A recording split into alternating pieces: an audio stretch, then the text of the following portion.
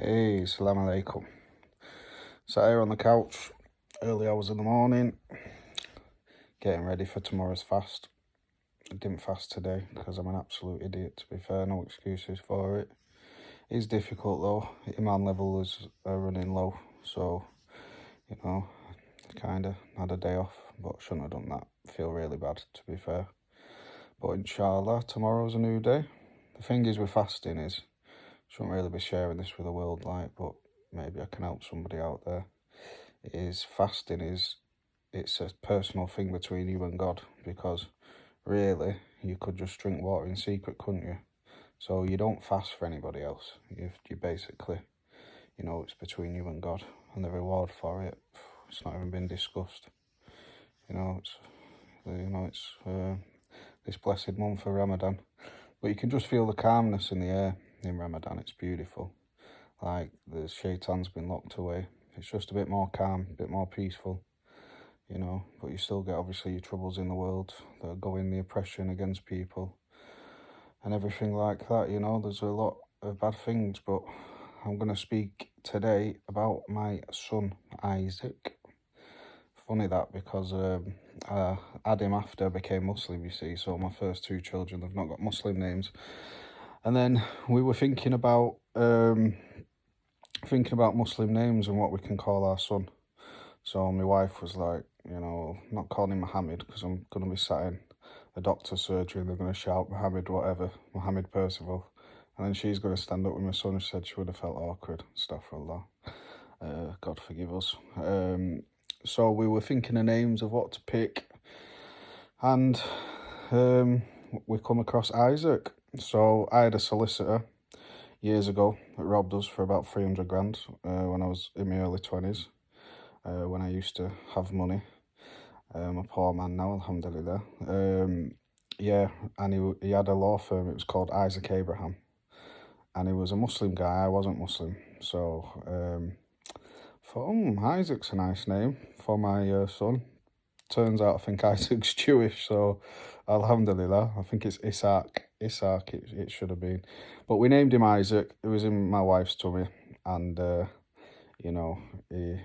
he was called Isaac. So when we found out it weren't Muslim, it was a bit too late to change it, really. That's where the Mohammed thing came in, to be fair, because I said, well, we'll call him Mohammed Isaac. But my wife weren't having any of it. But sadly, her grandma was ill, and her grandma was ready for passing away. She got to find out the sex of the baby before she died, though. Found out it was a boy, bless her. We've still got the video of that. So we called him Isaac Angelo, because she was called Angela. Angelo Percival. So little Isaac. So I can't remember the exact date, but we looked back. But me and my wife, we went to Umrah, right? Went to Umrah accidentally as well. It was a beautiful time. Different story. If anyone's interested in hearing it, put it in the comments. I'll do another video of our Umrah trip. So I'll just cut through it. But as we was doing Umrah, walking around, my wife was pregnant, dragging me around, to be fair. I was saying, I don't want to do this. I was so tired. I don't want to carry on. Why do we have to walk this way? My wife's saying, we will finish this Umrah. So, yeah. So, alhamdulillah.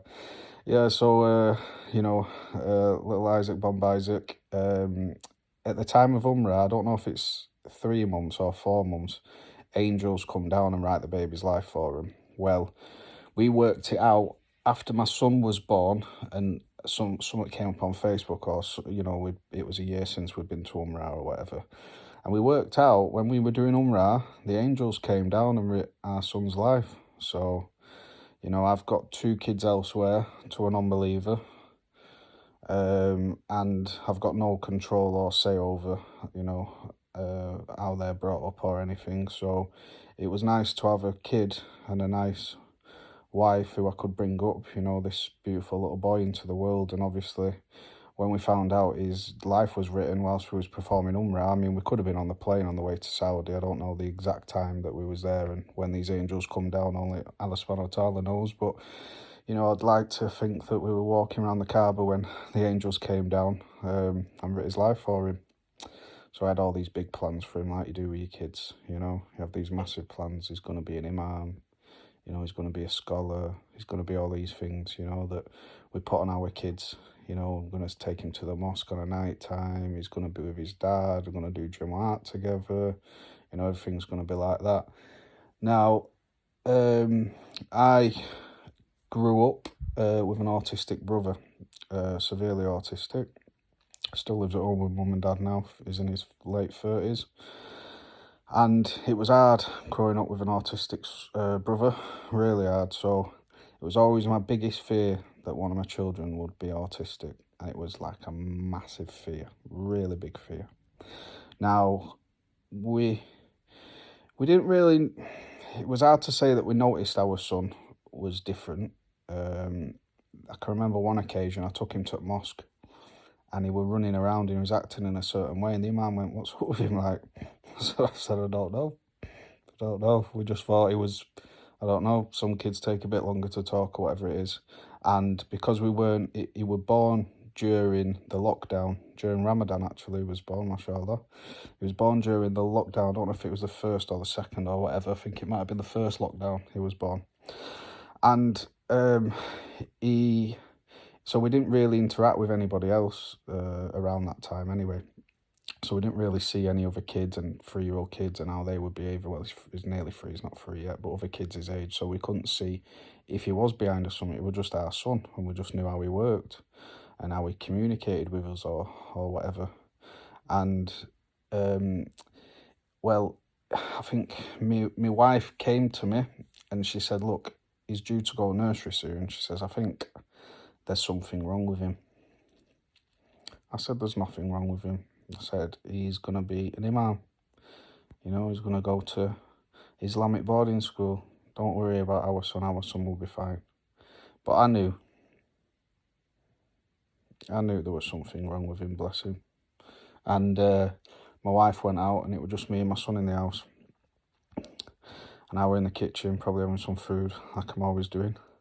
And I could smell poo. So I thought, what's that? So I thought I knew what he'd done. He's probably had a poo, he needs his bum changed. So I went in the front room and his nappy was off. Bloody hell, he's done a poo.